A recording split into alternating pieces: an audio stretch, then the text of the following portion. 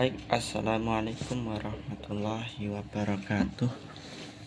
Assalatu wassalamu ala asrafil anbiya'i wa mursalin Sayyidina wa maulana Muhammadin wa ala alihi wa sahbihi ajma'in, amma ba'du.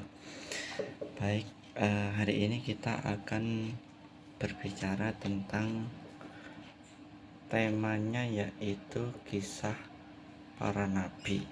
Ya, ini dikutip dari bukunya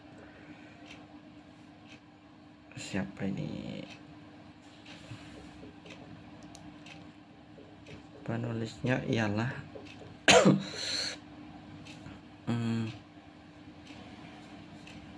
Imaduddin Abu Fidai Ismail bin Kasir Al-Quraisy Ad-Dimashqi. Nah, orang Damaskus nih.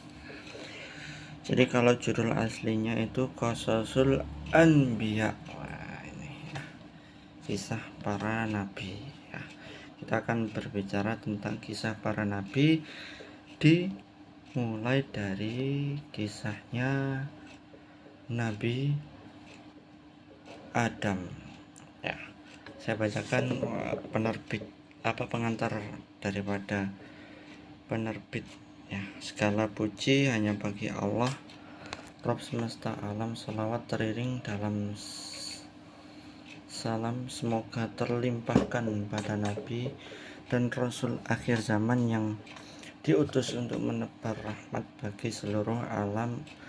Allah berfirman kepada Nabi akhir zaman Muhammad sallallahu alaihi wasallam, kami menceritakan kepadamu Muhammad kisah yang paling baik dengan mewahyukan Al-Quran ini kepadamu, dan sesungguhnya engkau sebelum itu termasuk orang-orang yang tidak mengetahui. Surat Yusuf ayat 23. Jadi begini ya kawan-kawan, di dalam kisah itu sudah pasti nyata ya, apalagi kita sebagai umat beragama ya, umat Islam ya, sudah tentu sudah tidak asing kawan-kawan pasti pernah membaca ayat, tafsirnya juga demikian, makna-makna serta hikmah-hikmahnya baik menurut pendapat maupun berbagai macam literatur. Nah, ya disimpulkan bahwasanya kisah itu ya sebagai bentuk suri tauladan, kemudian sebagai bentuk pelajaran buat umat-umat atau umat-umat setelahnya ya, utamanya dalam menjalani kehidupan ya, baik itu kehidupan secara horizontal maupun vertikal ya. Jadi pasti ada pedomannya. Kisah, cerita, legenda atau apapun yang semisalnya selalu memberikan kesan spesial di hati para pendengarnya. Terkadang seseorang lebih mudah memahami sesuatu dengan disampaikan kepadanya contoh peristiwa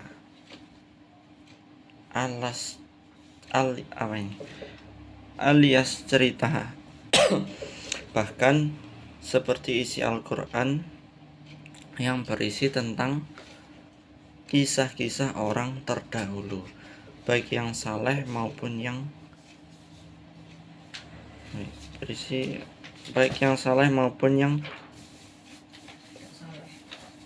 lalim ya, zalim ya, zalim tipe ini.